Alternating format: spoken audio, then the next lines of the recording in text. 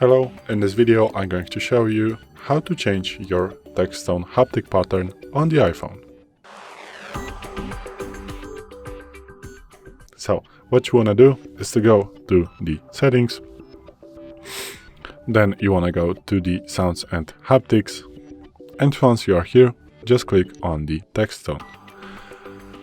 And if you swipe up, you're going to find the haptics, so click on haptics, and now you are going to find the pattern. So synchronize is the default option, and it is synchronized with the ringtone that you have chosen. So in the most cases you are going to use this one, but also you can select from the different options. So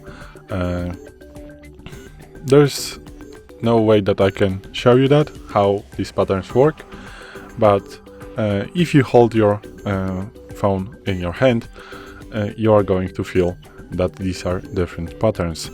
Also, you can create your own pattern just by clicking create new vibration. As you can see, here is the pattern that I have created earlier. So you just click create a new vibration, and now you can create the vibration that is up to you just by pressing on the screen. And here you see the darker lines, darker options.